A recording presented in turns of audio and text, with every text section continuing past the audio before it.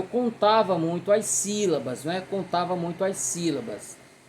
Mas depois de um certo tempo, você domina internamente, mentalmente, você domina e aí você já vai escrevendo meio que por impulso mesmo, né? Meio que sem pensar. É claro que quando eu vou fazer a revisão, aí eu vou, quando eu desconfio que o verso está errado, eu vou olhar direitinho se ele tem 7 sílabas ou não. Então, em geral, o verso do cordel possui 7 sílabas. Eu tenho alguns poucos cordéis escritos com 10 sílabas poéticas, mas são mais raros, né? Então, em geral, são 7 sílabas. Existem alguns cordéis que usam, poucos cordéis usam a redondilha menor, que são 5 versos, tá bom? 5 versos. Então, vamos lá. O metro tem a ver com a quantidade de sílabas poéticas de cada verso. Então, pessoal, quando nós fazemos a contagem das sílabas poéticas de um verso, nós estamos escandindo. Escandir, o verbo escandir, significa contar a quantidade de sílabas poéticas. E o substantivo chama-se escansão. Escansão é a contagem de sílabas poéticas. Escandir é contar. Um tem a ver com o ato e outro tem a ver com a ação. Uma vez o substantivo e o outro é o verbo. Então, eu trouxe aqui, pessoal, e aí eu lamentei muito que eu não tivesse conseguido um modo de partilhar com vocês a tela. Isso aí é possível lá através usando o Meet, né? O Google Meet. Mas como eu estou gravando as aulas, ficou complicado para mim. Eu confesso para vocês que eu sou praticamente analfabete, não domino esse universo que as novas gerações dominam tão bem. Então, por favor aí, paciência com o velhinho, né? Bom, então eu trouxe aqui, pessoal, uma estrofe que nós já vimos. Um exemplo de cestilha. Quem não levar um cordel, de jeito nenhum me ataca. Também não vou condenar a sua teoria fraca, mas vai ficar com o rabo, igualmente o da macaca, né? Jesus, o ferreiro e a macaca, né? Do Costa Leite. Então nós vamos ver como é que a gente vai contar as sílabas de cada um desses versos. Nos dedos aqui, pessoal, né? Como são 7, eu vou até o 7. Quem não levar um cordel. Houve uma coincidência aqui que a quantidade de sílabas gramaticais foi também a quantidade de sílabas poéticas. Isso ocorreu primeiro porque o verso termina com a palavra oxítona. A última sílaba é a sílaba tônica. E segundo, não houve nenhuma combinação de uma sílaba com outra. A gente vai ver já já isso.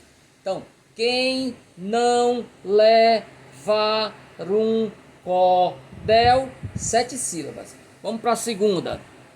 De jeito nenhum, miá. Olha aí, juntou o mi com a. Miá, tá. Aqui nós temos 2 probleminhas. Nesse segundo verso, pessoal, a última palavra não é oxítona, é paroxítona. A penúltima sílaba é que é a tônica.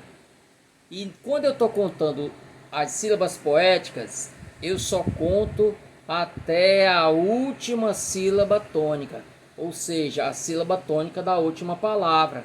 Então, como ataca é paroxítono, só conta até tá. Esse é o primeiro problema desse segundo verso. O segundo é que o mi e o a são 2 vogais átonas. Mi e a são átonas, né? E aí o que é que acontece? Houve uma fusão dessas 2 vogais átonas. Notem que eu não digo de jeito nenhum me ataca. Eu não digo assim, eu digo de jeito nenhum miá. Eu junto o i com o e com a. Então nesse segundo verso nós tivemos esses 2 problemas. Primeiro, Só contei até a última sílaba tônica e ficou uma sílaba de fora, que foi o K, que ataca. K eu não conto. Segundo, houve uma fusão entre o Mi e o A, juntou uma sílaba só. Por isso, pessoal, que a quantidade de sílabas poéticas vai ser sempre igual ou menor do que a quantidade de sílabas gramaticais. Algumas sílabas gramaticais não serão contadas quando eu estiver contando as sílabas poéticas. Neste caso, o Mi e o A, que eram duas sílabas gramaticais, viraram uma sílaba poética só. E o K, que era também sílaba gramatical, foi banido, porque ela é átona, está na última palavra e ela é átona. Terceiro verso, pessoal. Aqui não vai ter problema, como também o primeiro. Nem vai ter fusão de vogais, que se chama elisão. E a última palavra é oxítona também. Também não vou condenar. Sete sílabas. Sua teoria Aqui, pessoal, eu não contei o K de fraca. E aqui tem mais uma questão. Algumas palavras podem ser lidas com hiato ou sem hiato. Por exemplo, a palavra toalha. Eu posso ler toalha, 3 sílabas, ou posso ler toalha, toalha. João, eu posso ler João ou posso ler João, tudo junto. Quem vai me dizer isso, pessoal? Como é que eu vou saber qual foi a opção do poeta? Se foi João ou João? Ao ler o verso eu vejo se ele juntou ou não. Em geral, no cordel se tende a dizer João, com uma sílaba só. Como diabo, costuma-se dizer o di e o a junto. Diabo, diabo vira dissílabo e não diabo. Em geral é assim. A regra é, se você usa João junto, uma sílaba só, você tem que usar do começo até o fim do teu verso, do teu cordel, pessoal. Não importa o tamanho que ele seja.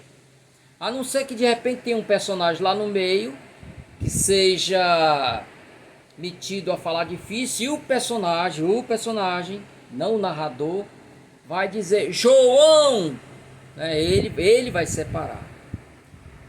Então isso é muito usado pelo cantador, pessoal. Às vezes o cantador utiliza esse recurso, é o chamada rima cantante, né? Ou rima cantada, né? A rima cantada, o cidadão separa ou junta as sílabas para resolver um problema, porque ele está fazendo o verso na hora, de repente, né?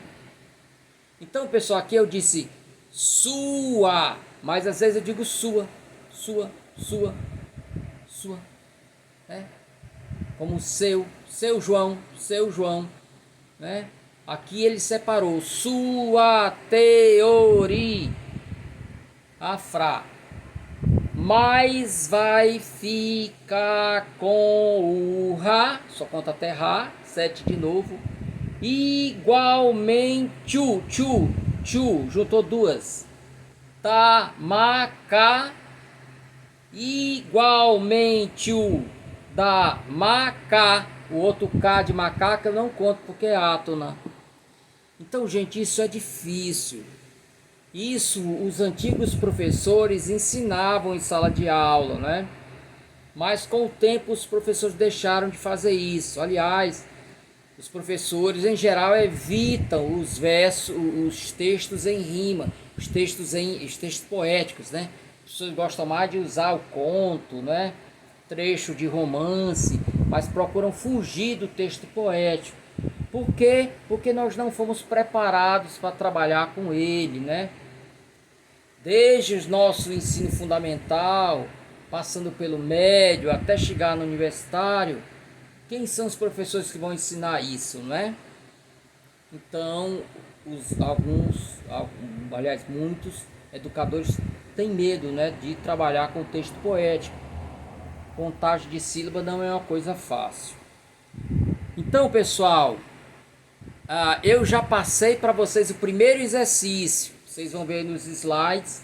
O primeiro exercício eu coloquei duas estrofes. Eu coloquei duas estrofes para vocês fazerem a contagem poética. Então, o primeiro exercício, exercício número 1, eu pedi para vocês enviarem até o dia 23 de julho para o meu e-mail cordeltorquato@gmail.com a escansão de duas estrofes apenas, né? Então vocês vão colocar as barrinhas verticais onde vocês estão vendo a quantidade de sílabas. Vai facilitar bastante porque vocês vão ver que esses versos terão, cada um deles terá que ter 7, né? Mas como o cordelista chegou a 7, né? Então vocês irão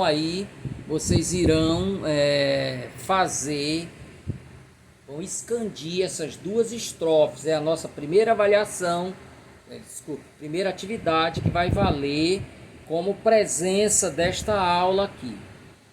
Então, voltando, pessoal, para o metro, eu tenho algumas observações a fazer, ok?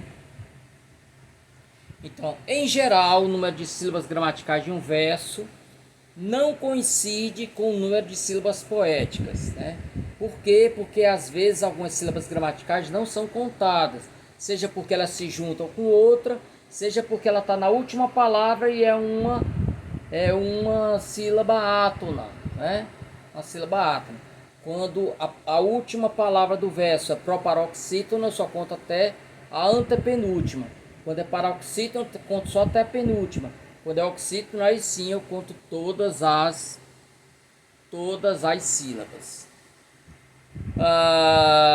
Quando uma palavra termina com vogal átona e a palavra seguinte começa com vogal átona, as duas sílabas se juntarão.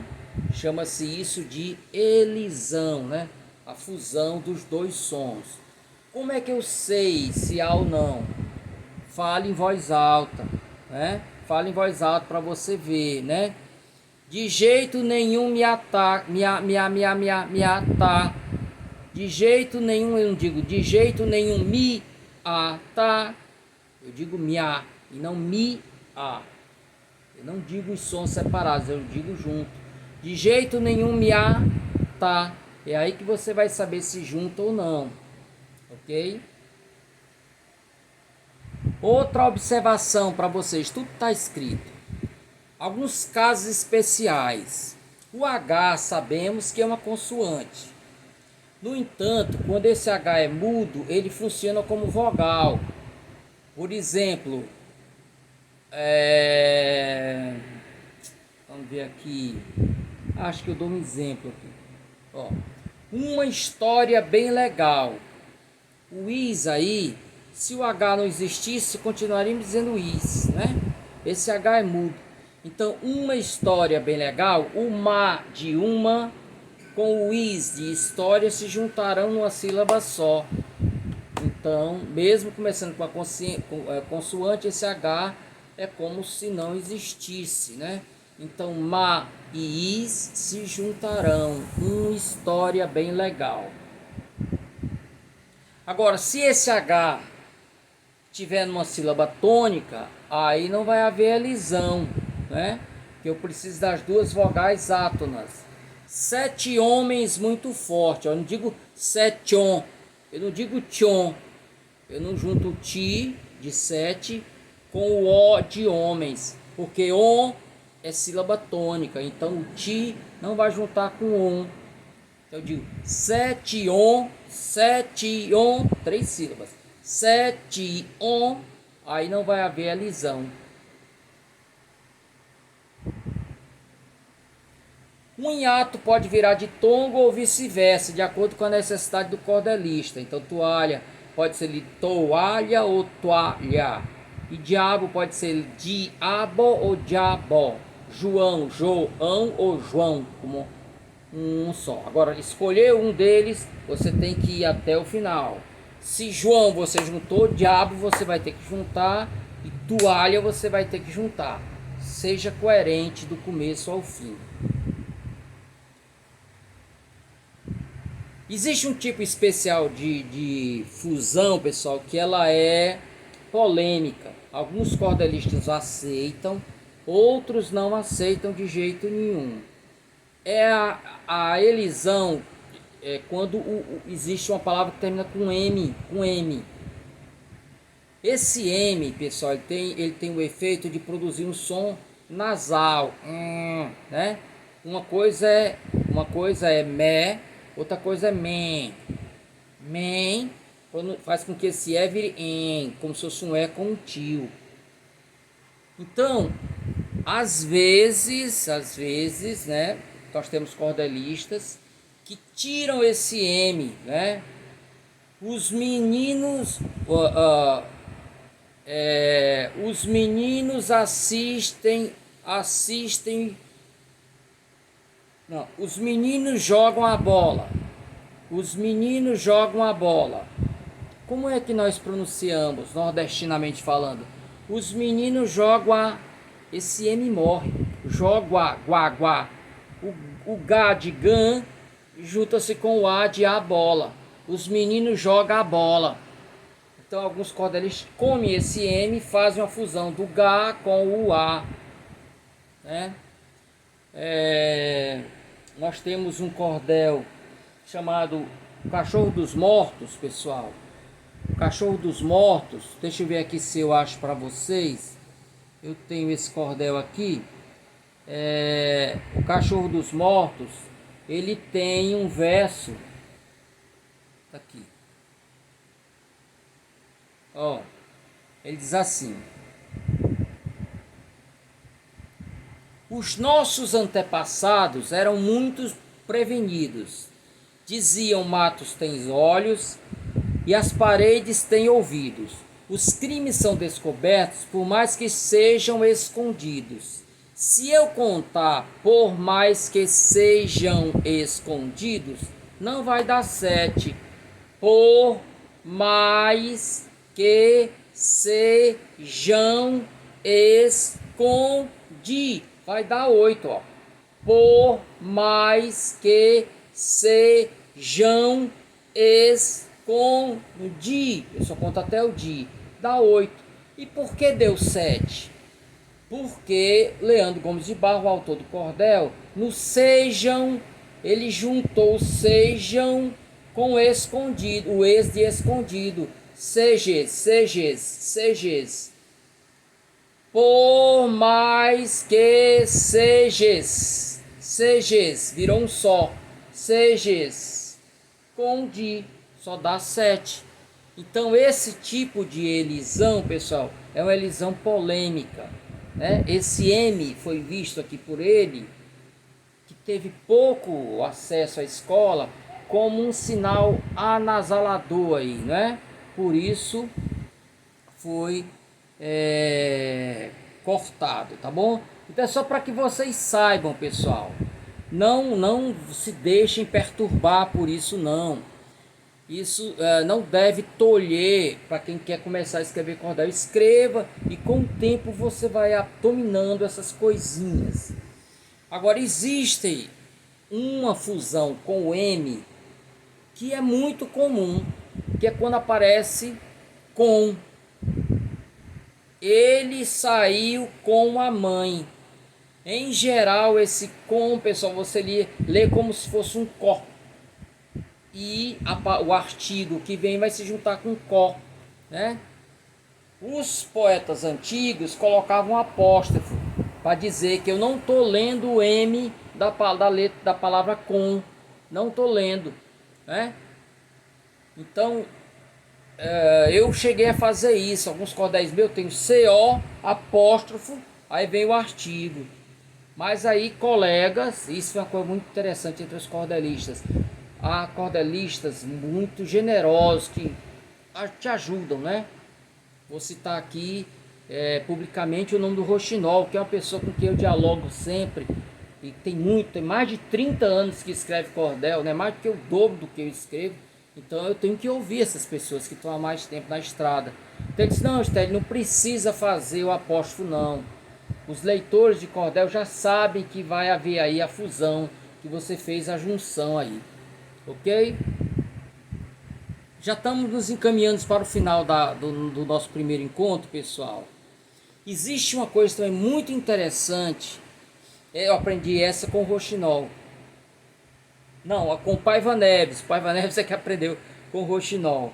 É que no cordel, pessoal, quando você tem uma proparoxítona no meio da frase, não é no final da frase, é no meio, ela aparece, você elimina um dos fonemas e ele vira paroxítona. O exemplo é século. Eu não leio século, eu leio século. S-E-C-L-O. O U, ele desaparece. Isso tem um nome, chama-se síncope. Síncope é a eliminação de um fonema no meio da palavra, né? Então, em vez de século, eu leio século. Se eu tenho a palavra relâmpago, eu leio relâmpago. Paralelepípedo vai virar paralelepípedo. Música vai virar música. É música. Por isso que o Matuto diz musga, né? Musga. Então o proparoxítona, quando está no meio de uma oração, pessoal, no meio, aparece ali, né? Em posição, em qualquer posição, desde que não seja no final, né? Porque no final você só vai contar a primeira sílaba, porque é o proparoxítona, você só conta até a sílaba tônica. Mas ela não estando na posição final, ela vai ser eliminado um dos fonemas. Isso está na oração católica, pelos séculos dos séculos, amém. Você não diz pelos séculos dos séculos, amém. Você, pelos séculos dos séculos, amém. Então isso é uma coisa interessante, essa proparoxítona no meio, né? Bom, e aí chegamos, pessoal, na última das 5 dos elementos estruturais, que é a oração. O que é oração? Não adianta, pessoal, eu saber contar as sílabas poéticas, não adianta eu dominar a rima, saber muito bem montar as estrofes, se eu não souber, se eu não dominar a oração. A oração tem a ver com a coerência, né? Com o sentido, de você dizer algo que faz sentido. Então, a oração tem a ver com isso, né? Com a boa orquestração das orações em que uma ideia vai sendo desenvolvida. Não adianta eu começar a falar de alhos e depois passar a falar de bugalhos sem ver nem para quê. Então, a oração diz respeito à clareza e precisão das frases, né? Levando em conta fatores como coesão. Coesão é a ligação de uma parte com outra, uma palavra com outra palavra, uma oração com outra oração, né? Coerência, pessoal, a precisão, a lógica das ideias, né? Às vezes eu posso cometer um lapso propositalmente, não é? Propositalmente, por exemplo, colocar alguém sendo pai de outra pessoa, alguém mais novo sendo pai de alguém mais velho. Então, a conhecida anedota, Dom Pedro II era aquele velhinho, filho daquele moço, o Dom Pedro I. Por quê? Porque o Dom Pedro I morreu muito jovem, né? Então as fotos que ficaram foi de uma pessoa jovem, né? Já o Dom Pedro II viveu bastante, a barba branca, né? Dom Pedro II é aquele lá que é filho daquele moço. Como é que pode? Isso é incoerência, né? Mas aí foi intencionalmente eu quis produzir o riso, né? Então a coerência tem a ver com a precisão, a lógica das ideias. A fidelidade ao tema. Eu estou falando sobre algo, eu não posso fugir daquilo que estou falando. Então, como diz o ditado popular, é dizer coisa com coisa. E aí, pessoal, o exemplo melhor, aliás, um contra-exemplo, para a gente entender o que é oração, é fazer referência ao Zé Limeira. Para quem não conhece, Zé Limeira, chamado de o poeta do absurdo, foi um cantador que realmente existiu. Era um cantador, pessoal, que costumava, né? Não tinha um conhecimento muito rico. Então ele, na hora lá do aperreio, ele juntava uma frase com outra sem sentido nenhum. E aí, pessoal, houve um jornalista, né, que já faleceu. Esse jornalista, pessoal, Orlando Tejo, resolveu fazer um livro só com poemas do Zé Limeira. Zé Limeira já havia falecido, né? Então, ele se juntou a um poeta, né, a um dos batistas, não sei se foi Otacílio Batista, né? E aí ele se juntou com Otacílio e resolveram escrever um livro, Zé Limeira, o poeta do absurdo. Eu tenho esse livro aqui, mas eu não vou procurar não, porque vai me dar um trabalho danado achar. São muitos, gente. São mais de 3.000. Então, é o Otacílio Batista mesmo, ainda bem que eu coloquei aqui para vocês, né? Então, o Otacílio Batista e o Orlando Tejo criaram uma figura, eles potencializaram, né? Transformaram o Zé Limeira num verdadeiro mito. Então, se era verdade que o Zé Limeira cometia alguns absurdos, e o Geraldo Amâncio conheceu pessoas que cantaram com o Orlando Tejo, né? Portanto, realmente existiu. Que fizeram Orlando Tejo e Otacílio Batista foi inventar um personagem, partiram de alguém real, como fizeram, por exemplo, os cordelistas com Seu Lunga, partiram de alguém real e aí tornaram, né, exponencial a figura.